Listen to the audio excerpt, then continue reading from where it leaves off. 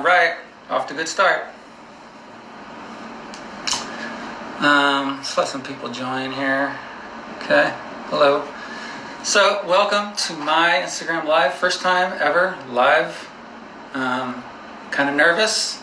I feel like my pants are going to fall down or something, so just bear with me. Don't judge me too harshly.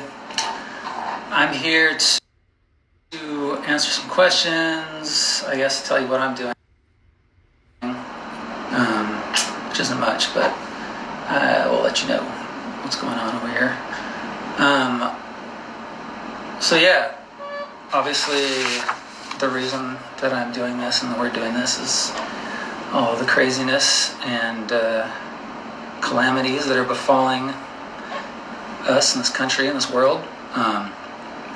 I was talking to my friend last night, Eric Ozine, who sang for a band I used to be in called Redemption 87, and he works at a hospital, so he, was talking about going to work every day in a hospital, and made me realize people that are actually on the front lines, how crazy that is, and how lucky I am and people are to be able to quarantine at home and be able to stay safe. So if any of you are out there on the front lines,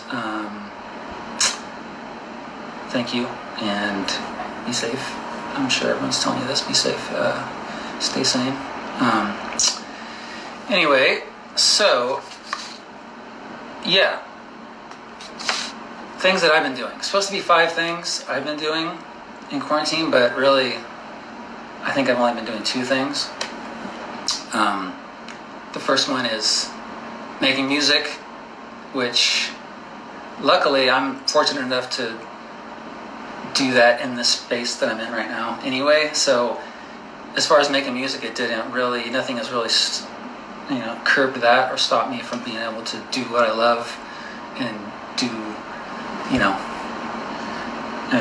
sit in here and write music, which is just what I've been doing every day, and I do it anyway. So I've been doing that a lot. I'm playing, I've been writing. I got this here, which is all I really need.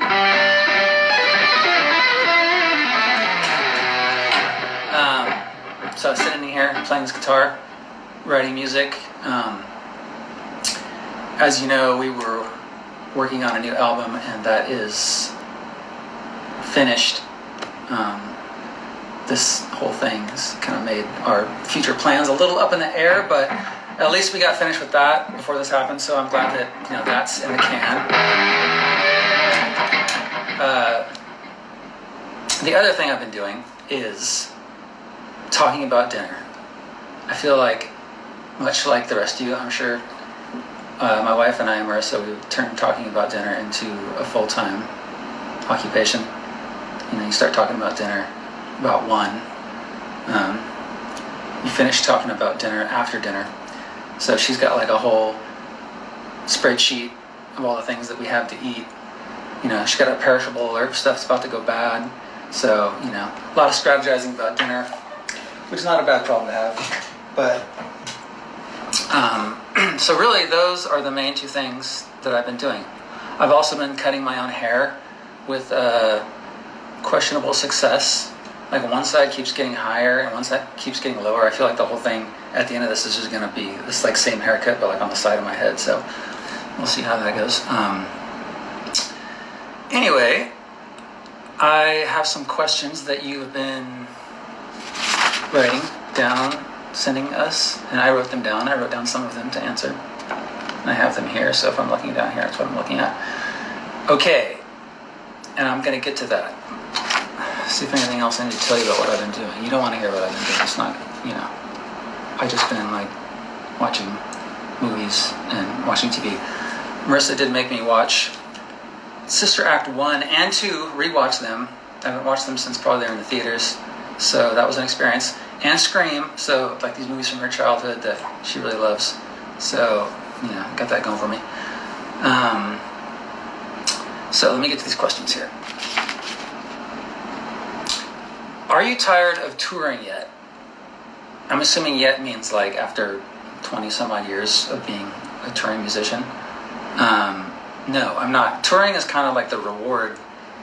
I sit in here we all sit and do the recording thing and the writing thing and put that out, so we get to enjoy the reward, which is going out on the road. And we haven't been out and we haven't played live together since Smashing Pumpkins. And if you know this band, we're not out there constantly touring, so when we do get out there, especially to headline, which we haven't done since the Blood Tour, which is insane to me, but it's just the way it worked out.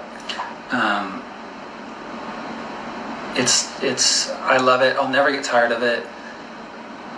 That hour and a half, 30 minutes, 20 minutes, whatever it may be that we're on stage is really, I've been doing it for a long time, and it's never lost its appeal. It's never lost its allure. It's never lost that excitement you get when you're about to go on stage. Any musicians out there that have played live, you know what I'm talking about. And it's really one of the most fulfilling parts of what I get to do. Okay, next. Will you and Davey include Spanish lyrics again? I don't know if that means like black audio. I've always wanted to do a song entirely in Spanish. I don't know why we haven't done that yet. It'll be great.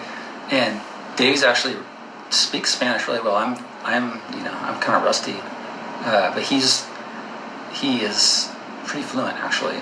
So I think it would be either black audio or AFI. I think it would be great to do a song in Spanish. Okay, what is your favorite alternate tuning? This might not interest a lot of people, but it interests me. I like a drop D tuning, down-tuned, a half step. I first started experimenting with that tuning on Sing the Sorrow. I'd never written a song in drop D, and I tuned down to that, and I wrote Great Disappointment, and what was the other one that I wrote? Oh, Paper Airplanes.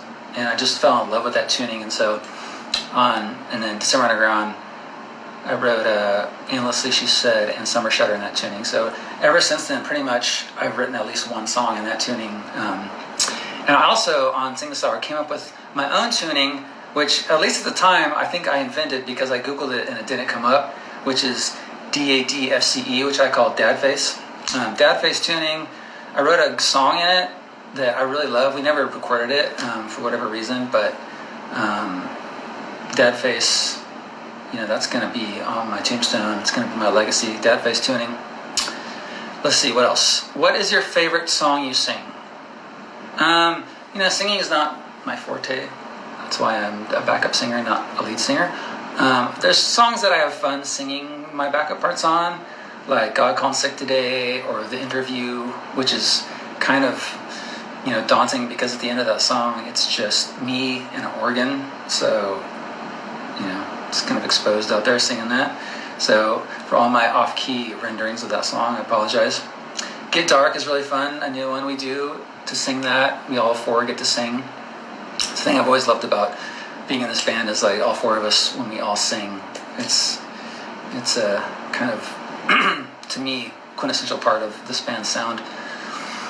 Okay, and Bleed Black as well. That's fun. Me and Hunter. There's a couple songs where me and Hunter are kind of the foil to Dave.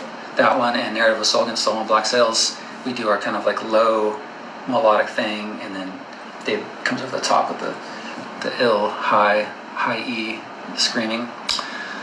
Okay. Was being a musician a first choice for you? No, it was not. I've been a musician a long time, but I've always wanted to be an author. Since I was a little kid, that was always my plan, my dream, my goal. Up until I got asked to join AFI, I was living in the house with those guys before I was in the band. That was my plan, and so it kind of, I was a musician at the time as well, but it switched to being a full-time musician at that point. So yeah, that was always my plan, to be an author. I had a lot of short stories I've written, aborted attempts at writing novels, but I have to say this is probably what really I was meant to do, so I'm glad I ended up being a musician. Would you guys ever consider recording an acoustic album of previously released songs? I personally love that idea, and in fact, I would love to do an acoustic album of original songs.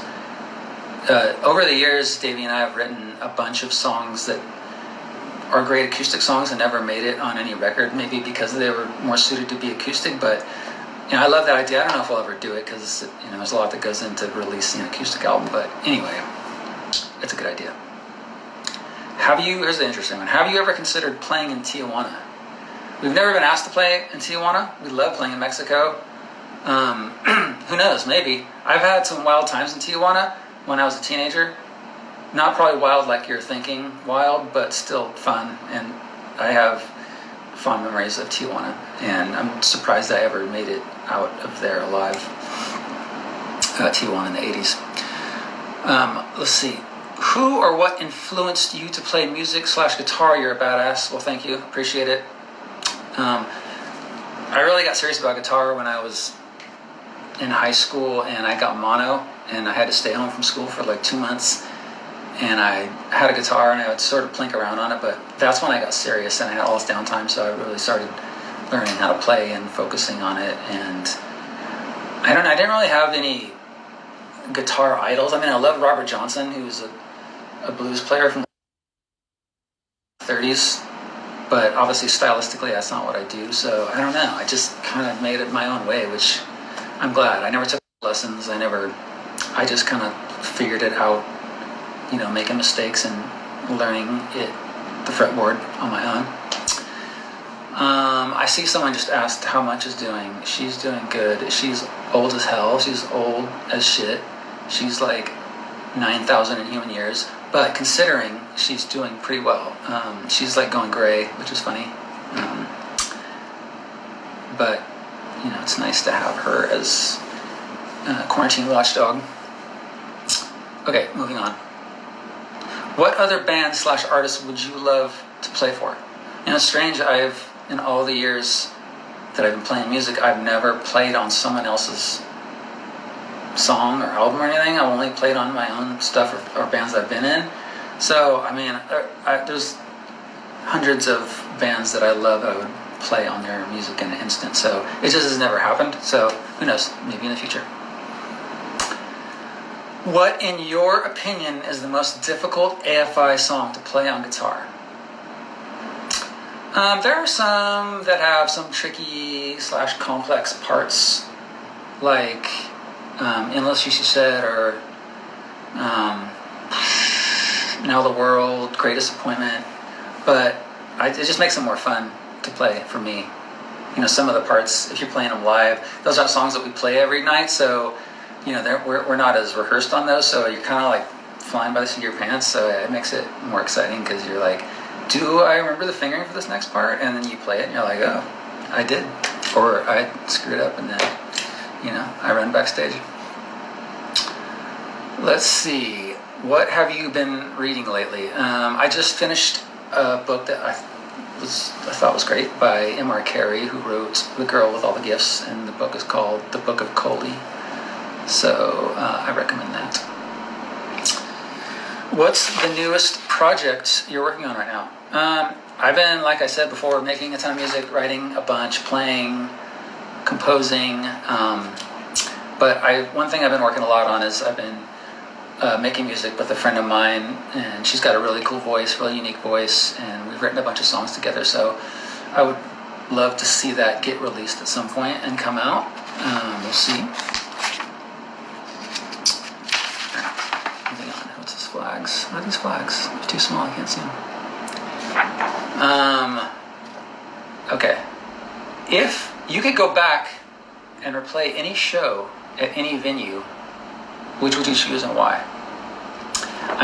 There are so many shows that I still think about to this day and were great. And off the top of my head, the last time we played the Palace in Hollywood, which was at the end of Art of Drowning, that show was one of the best shows that we ever played. It was incredible. Just the fans were singing so loud that they were, louder than us. It was crazy. The Nightmare After Christmas show in London was a really special show. It was really fun. The I Heard a Voice show, the show that was filmed for that DVD, I think that was the biggest headline show we had played, and it was just like, I don't know, obviously it was a special show. And to be honest, a lot of the shows we played on the Blood Tour, it was to think to be this far in our career and to go out on our newest record and have you guys come out and just it was, you know, the whole time and during that tour and after, we would talk about like, this is, you know, so great that all this time and we're still playing these shows are so amazing and the fans are so incredible and the energy is there and it's working and it's, you know, we're so lucky. Really don't take it for granted. How did you become involved in the Freak Show remix for The Cure? I love it. Well, thank you. That was fun. I don't actually remember how that came about, but I do remember writing or emailing back and forth with Robert Smith and just being excited to be talking to Robert Smith. I've talked to him a couple times in person and always super intimidating because he's an idol of mine and, you know, and it's just, he's such a nice guy. And, you know, I remember talking to him, we played with him at Shoreline up in the Bay Area one time. And I was talking to him backstage and he's got his full makeup and the hair and everything, but he's just so pleasant and kind and cool and interesting. And it's just really surreal to talk to him face to face. Okay. Favorite Filth song? I think probably Lust for Glory. I mean, there's relatively few Filth songs, so, you know, I wish there was more. What's your favorite memory of the Phoenix Theater in Petaluma? Obviously, if you know this band and you know us, that's a very special venue for us. We had a ton of great shows there, but really, when I think about that place, the most special memories I have of that place is going to shows there. As a kid, that was the most important venue for me as a kid. And, you know, a show that really sticks out is I saw Fugazi there, I think 89, if I'm not mistaken. But it was just rammed and sweaty, and the band was amazing, obviously, and it just was, it was a really good show. And so I'm really happy that that place still exists. You know, I hope that it exists for, you know, many decades to come, and it's really cool that Tom Gaffey is still running it. He's a real treasure to the scene in general. Okay. How do you maintain creativity when you've made so much music? You know, people ask me this periodically, and I think I just have a really strong, crazy compulsion to make music, and I do it every day, literally 7 days a week. I'm in here making music every month, every year, and when I don't do it, I feel strange. I feel like I'm missing something, even if I take one day off. So I guess I'm lucky in that way to be driven, and I don't look at it as a job. I don't feel like, oh, you know, we have to do a new record. I gotta like go in there and pick up my guitar or whatever I'm writing on and write new songs. It's just like, I love to do it, and I've always loved to do it. And, you know, being in AFI, having these partners to make music with is also special. I mean, we've been making music together for over 20 years, which is, you know, most people don't get that. You know, most bands aren't even together that long, and to still be able to be doing that with these guys is, you know, also something that I don't take for granted. Okay. Is LA more fun than the Bay? Okay, I don't want to start any shit here. I don't want to start any drama. It's really apples and oranges. I mean, I have such fond memories of living in Berkeley. I loved living there. And now I've lived in LA for 15 years, so that's a huge chunk of my life I've spent living here. Definitely different vibes. I gotta say, I love the weather in the Bay Area more because I'm more of like a gloom guy. You probably wouldn't have guessed that. But this like sunny everyday thing is not for me. Like, I'm not into it. It's a bummer. And it's ironic because that's why people usually move here, is because of the weather. But when it's cloudy here, I'm just like in my element. I love it. And the weather in Berkeley was beautiful. But, you know, there's a lot of stuff to do in LA. I'm not a nightlife guy. I don't really like to go out, so that doesn't really affect me. Anyway. Still rocking Adidas. Yes. Oh yes, I am wearing Adidas sweatpants right now. I won't let you see them because, you know, I want you to feel like I dressed up for this. Favorite hidden track?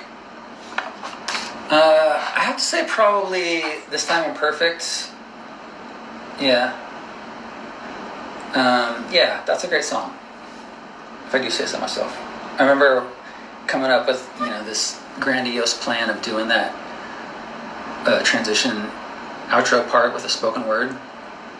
And, I wanted it to be a spoken word part with like a child at the beginning, and then like a young man, and then an old man. And I got my brother Gibson to do it. He was, I don't know, he must have been like 5 or something. It was difficult to try to get a 5-year-old to focus on something. And it was very difficult to find an old man to do the old man part, but I love the way it turned out. So yeah, that's my choice. When is the new AFI album coming out? Well, it was coming out sooner than later, but, we had to sort of rejigger the whole plan, which, an album is not important in the scheme of things that's going on right now. So it will come out when it makes sense. I mean, people probably don't want to be at a concert right now anyway, so, we want to put out an album and then not be able to come and play it for you, because that would be sad for us. But check it out. I'm going to play you a little piece of the new album. Ready? That's as much as I can play without people getting mad at me. So hope you enjoyed that. There will be a lot more. So yeah. What else? Let's see. I've been listening to some music, a lot of music, playing it and listening to it. If you guys have any recommendations, I'd love to hear them, because I got time. I got time to do stuff. I got time to discover some new music. I've been listening to the new Fiona Apple album, as probably everyone has. Great album. I've been listening to a lot of moody stuff, because it seems like a moody time, and I've always loved that anyway. Like Ludovico Einaudi, Godspeed, Mogwai, Silver Mount Zion, Red Sparrow, stuff like that. It's probably not good. I should probably listening to some more uplifting music, but I don't know. There you have it. You know what also is good that I just started listening to is the Doom Eternal soundtrack. I don't play video games, so I don't know anything about the game, but I saw the soundtrack, and it's actually got some bangers on there. So, and the new Code Orange album is also really good, by the way. I've listened to Girl in Red. Marissa turned me onto them, or her, I guess.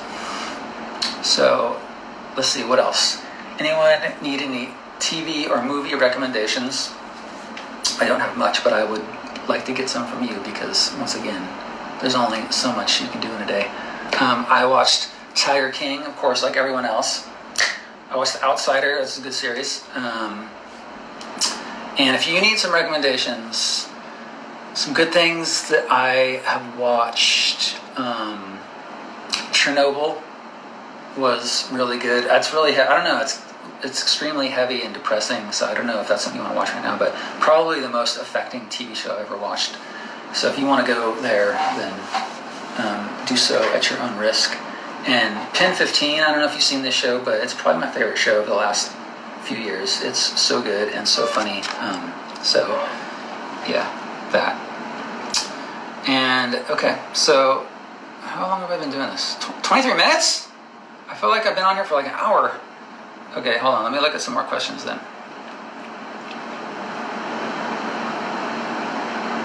Did Carol Baskin kill her husband? You know what? I'm not qualified to answer that. If you listen to Joe Exotic, you might say yes, but I'm not going to stir that pot right now. All right, let me look at some questions here. How many AFI songs do you have in your iPod? Oh man, I've got so many AFI songs on my iPod. Let's see. Favorite anime? I don't know much about anime, I'm sorry. I don't want to come in here and just demonstrate my ignorance on anime, so... Can we hear about the ramp that Adam built? The ramp that Adam built, classic. He built a ramp, a skateboard ramp, at his parents' house, and it is like... I don't think he really knew how to make transitions, and I don't know if anyone's ever built a skateboard ramp, probably not many of you, but I have built and helped build a lot of skateboard ramps in my day, and this was a half pipe.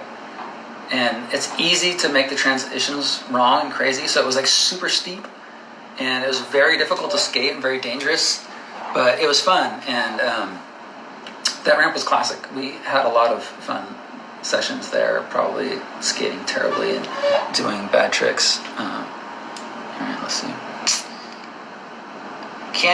Will you please come back to Arkansas? Rogers specifically. I'll tell you about Rogers, or I'll tell you about Arkansas. The first time I played in Arkansas was on Warped Tour. First time I'd ever been to Arkansas. And we had some time before we played, so Smith and I got a taxi and went, because our hair was wild, and so we had to, get a haircut. So we took a taxi to just the first barbershops we saw, and there was two right next door to each other. And so I'm like, okay, I'm gonna go on one, you go on the other, just so we can split our chances of getting like a decent haircut. And so we got a haircut in the side-by-side barbershops, and we came out and we looked at each other, and like probably the two worst haircuts that have ever been given to two people in history. So my memories of Arkansas are very colored by that haircut. But I still, I love it. Kansas. Let's see. Any good memory when you were in Columbia? That was my first time in Columbia. I've only been to Columbia once, and that was a really fun, super energetic ride show.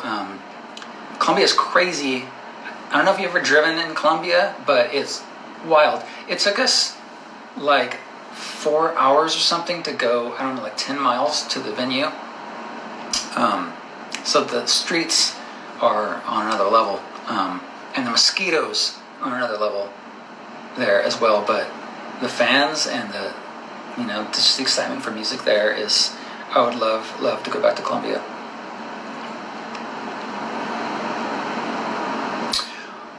How's the process of writing and or brainstorming for new music with the band? Well, usually I'll either sit in this room and write a pretty fleshed out song, and then sit down with Davey and he'll hear it. And so because it's so fleshed out, he'll have a good idea of what the song's about, and then we'll work on melodies together.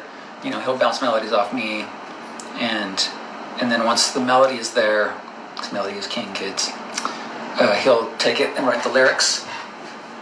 And that's sometimes a process. And then other times, I'll just have a guitar, and him and I'll sit there just face to face, and I'll just start playing, and he'll start singing, and we'll figure a song out. And sometimes it's like really quick and fast, and you write some of your best stuff, just almost like it just came out and it was meant to be.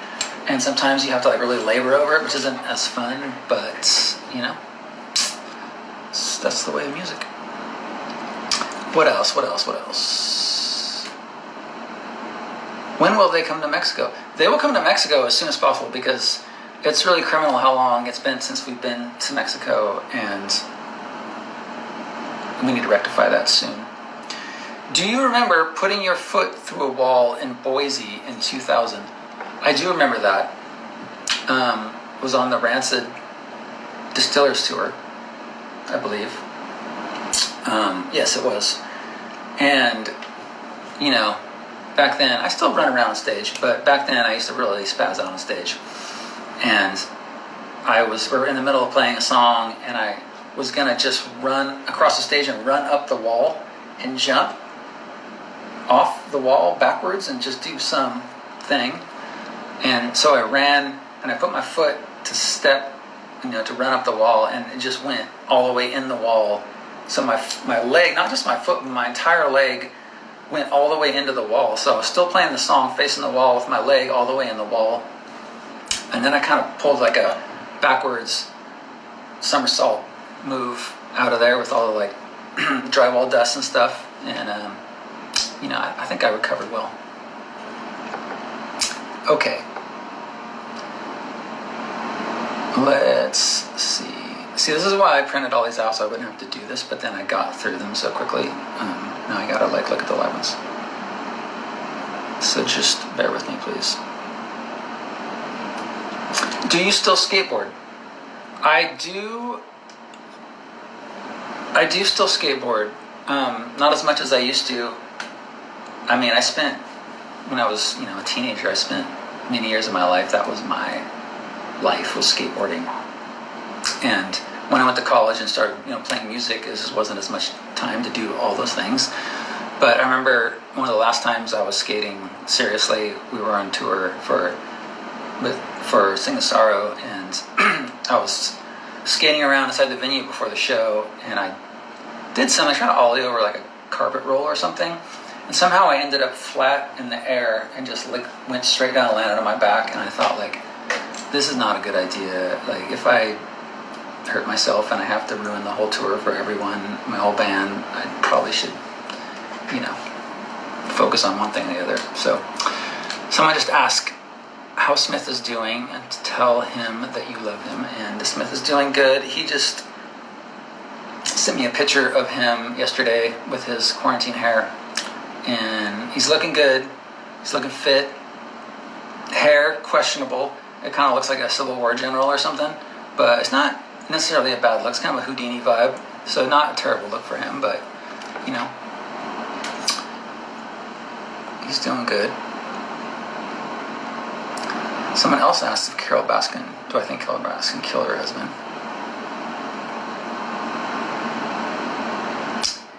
Okay, what was it like touring with the Smashing Pumpkins and Noel Gallagher? I'm gonna take a last sip of water. Not that I'm gonna reveal some insane tea about that tour or anything. So it's just getting dry.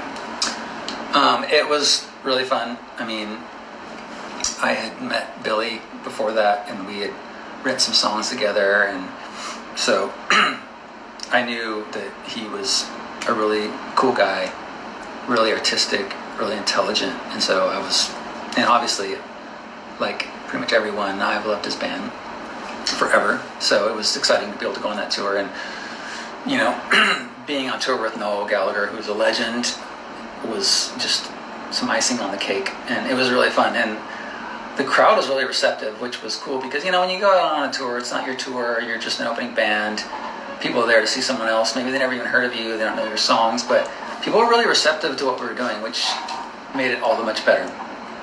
And everyone at Smashing Pumpkins and their crew was really nice, and I didn't bro down with Noel Gallagher or anything.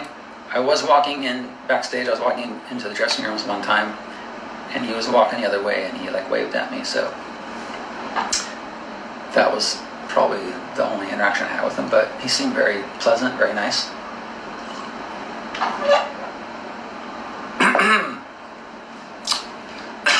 New extremist music. Probably not, maybe. We got a lot going on, I'm sorry, between Black Audio and AFI. So, who knows? That record was like a special thing that we were in the middle of writing Burials, and we just were like, let's write a straight edge hardcore record, and we did, and it was kind of a spur of the moment. There wasn't a lot of planning in it, we just did it, and it was fun and really of the moment. So will that happen again? Who can say? I'm not going to make any promises. But I'm in favor. I'm down. Okay. I'm going to answer a couple more, and then I'm going to let you guys go because, you don't want to hear me blathering on all night.